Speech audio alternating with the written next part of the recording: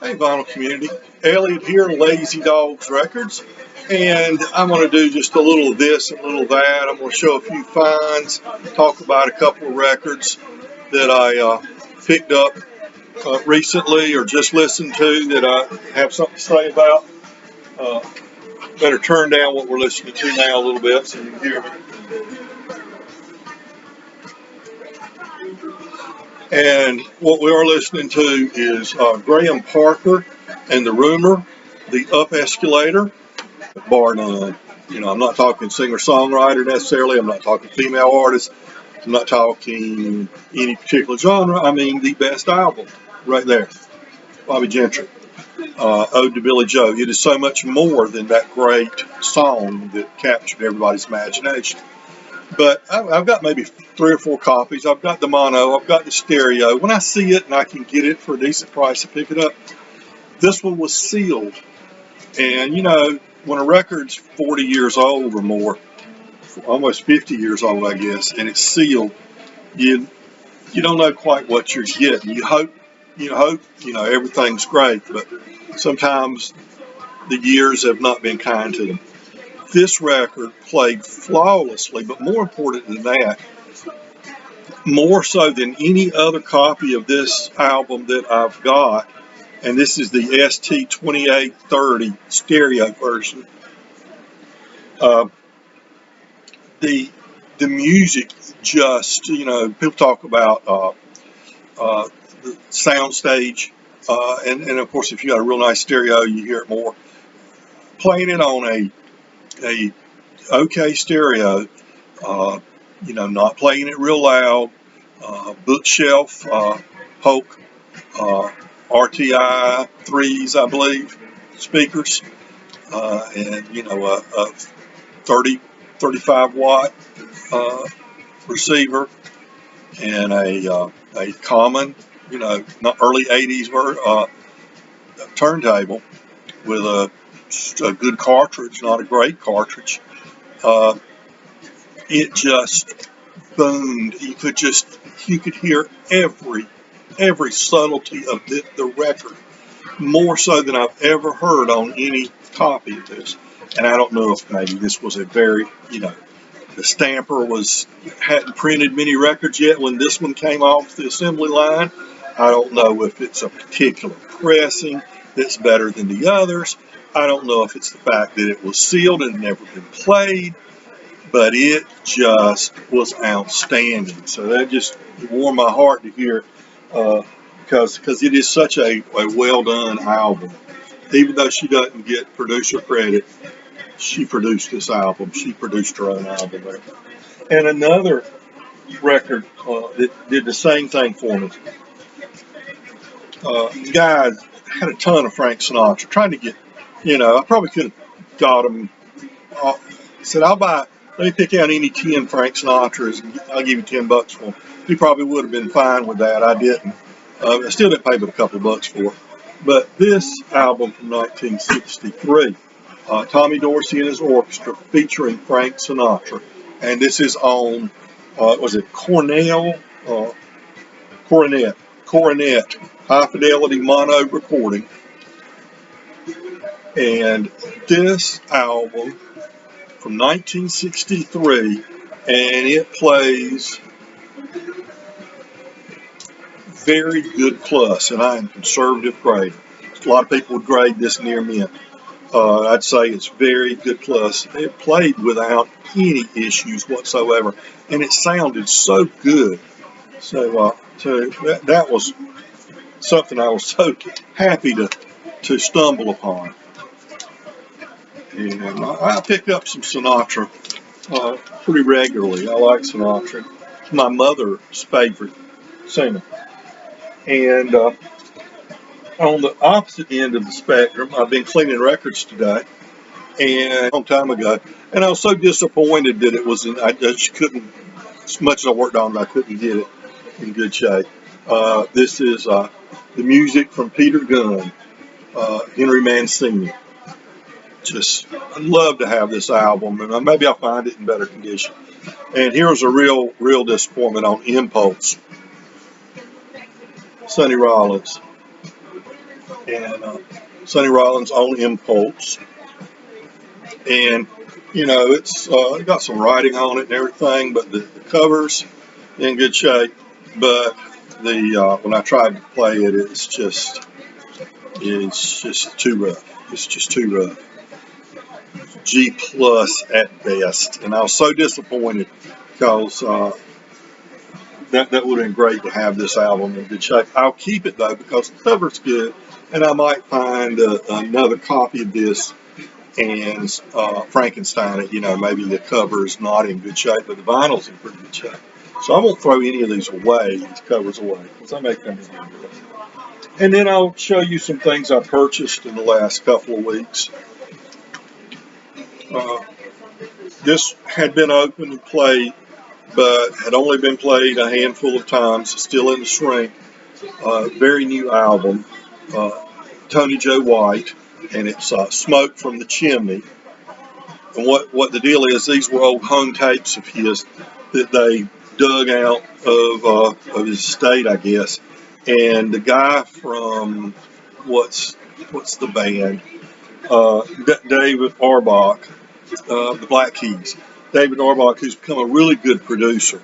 He took that and he paired it with musicians to go into the studio and record and fill in the album. And it's orange. And it is on Easy Sound. And it's very enjoyable. I would like to have heard it though, just his takes from his just him and the guitar, you know, as he sat at home and recorded these. Okay, and a new album I picked up.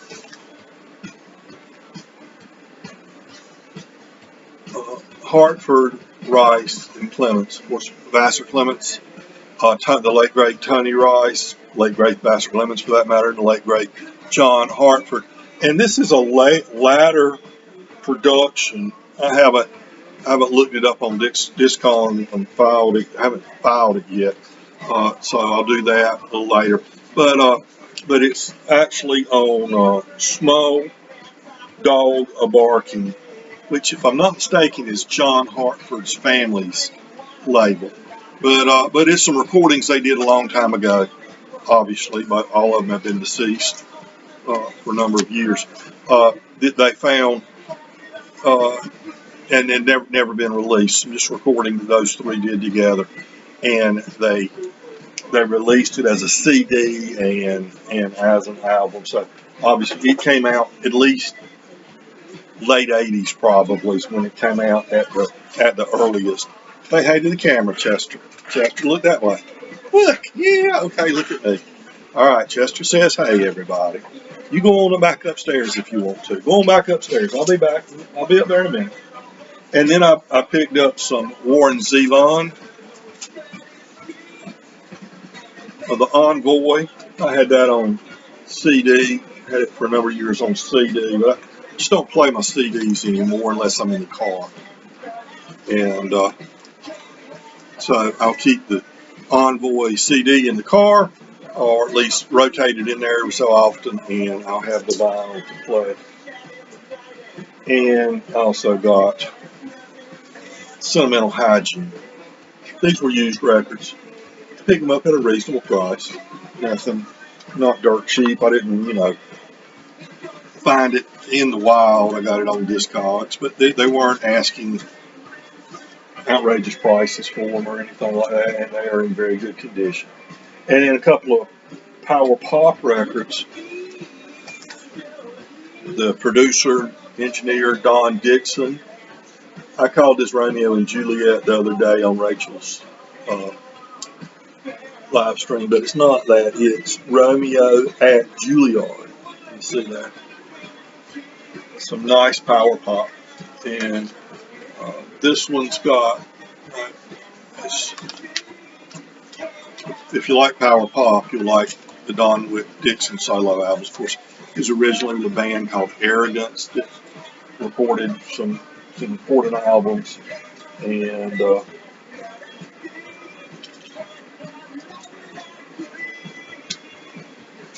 And then he did a lot of engineering and producing, including early REM music, things like that.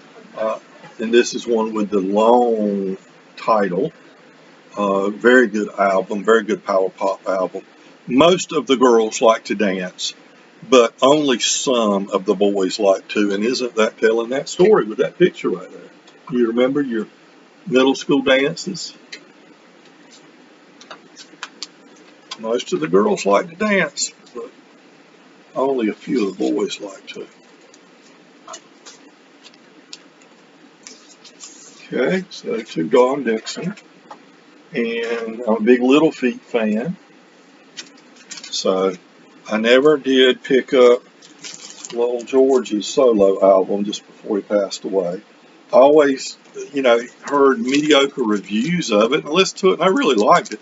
He talked about how it wasn't a lot of original material, and actually, or wasn't, he was just doing covers and everything, but that's not true at all. He does covers, but there's several songs he wrote or co-wrote on here as well. So, that just shows you see for yourself. Sometimes there'll become a narrative when people talk about a particular album or artist or movie or something, and there's a narrative that people stick to because they keep hearing it repeat. It gets repeated, and it repeated enough, you think it's fact.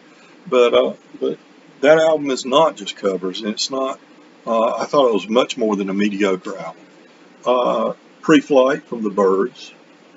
It was released in '73, I believe. And I'm missing a couple of Byrds albums. I don't have the Jekyll and Hyde, not Jekyll and Hyde, it was Dr. Bird and Mr. Hyde, whatever it is. I don't have that one. And yesterday and today, my copy's in bad shape. I need to find a better copy. Great singer-songwriter, Gordon Lightfoot, Cold on the Shoulder from '75, an album. For some reason, it passed me by all these years. I've got several Gordon Lightfoots. I always have liked Lightfoot, but somehow this album never ended up in my collection until now. I'm looking forward to that. And two more I'll show you, and then I'll shut up. The Classics 4. And they must have put this album together in a rush when Spooky became a hit. Because if you look at the titles, this is, they do Bus Stop, the Holly song, they do Daydream Believer, the Monkey song, they do The Letter, they do some rocked up versions of traditional songs like You Are My Sunshine and Mary Mary Row Your Boat, and they do Glenn Campbell's By the Time I Get to Phoenix. All of them well done. But I just got a feeling that Spooky must have hit as a single. Somebody that knows a lot about Classics 4, you can tell me. I'm thinking maybe Spooky must have hit as a single, and they said, we got to get an album out quick. And then they just okay, do this one in the studio, and they got some done, and then they put it out, and it wasn't a long time consuming thing. Okay, two more albums after that. Now this was a new album I just picked up. Still in the shrink. Joni Mitchell, her first recordings from 1973. She was Joni Anderson back then. And she was 19 years old, playing in the coffee houses. And a friend of hers was an 18-year-old DJ on an AM station there in Saskatchewan, I guess it was. And he said, you really need something to shop around, to get jobs, or maybe get maybe somebody will manage you or something. You need to give them something to listen to see what you're all about. So the guy, and his name was Barry Bowen, I believe it was. One night went into the studio after his shift, maybe, or something like that, and she sat down at a stool with a ukulele and played these songs. None that she wrote herself. Classic folk song, House of the Rising Sun, John Hardy, uh, Fare Thee Well, things like that. Really good though. I mean, and the thing was the guy that had the DJ, he kept the original, threw it in a box somewhere, and 50 years later, his daughter brings over a box of stuff, and he said, wouldn't it be neat if that old Joni Mitchell audition tape was in there? And there it was. But of course, you know, then you're scared to death that oxidation's got to it and it'll just fall apart. Put it in good hands, somebody that had a good studio with reel-to-reel equipment and everything, and they put it on carefully, start its way through the reel, and sounded just very, very good. So they put out the album, Joni Mitchell did. And the last one I'll show you is a band I was aware of, but not when they originally came out, because they put this album out in 1970. But in the 1990s, I was full grown and everything, and I was following some bands out of Fayetteville, like the Heaters and Big Bertha, some good blues and funk and blues bands. And this band had reformed in the 90s, so they were in their 40s there, and they were called the Bow Street Runners. And some of them are still around, some of them have passed away, some of them are still around. And this is their self-titled album. It came out originally on BT Puppy Records, and in 1970, as I said, and it's considered an underground psych rock classic. What piqued my interest and got my attention was I was reading a newsletter from Discogs in my email, and every month they'll show you what the most expensive records were that sold that month on Discogs. Well, an original BT Puppies Records copy of this album sold for $2,000. It was the 25th most expensive record sold in March on Discogs. Well, Sundays had put in 1996 had put out a reissue of this album. There the guys are, and there are no females in this picture, but there's a female singer on some of the songs on here. So these guys were still running around in the 1990s, and they were playing gigs in the 90s, but like I say, they were in their probably mid 40s at that point, but maybe older than that. The Bow Street Runners. Now, I wonder where they got their name. I don't recall a Bow Street in Fayetteville, but I understand that was the original professional police force in London were called the Bow Street Runners. So those are the albums that I picked up recently, and some albums of note that I've been cleaning up, playing recently, and some disappointments that I don't get to play some of them for you. Be kind to your neighbors, okay? You know, we're all neighbors here. Remember, people, show your love for your fellow man. Let's get rid of all this hate and anger and conspiracy theories and all this mess, and let's just try to start treating one another like we want to be treated. And if we do, the world will be a better place, won't it? All right, everybody, take care. I'll see you later.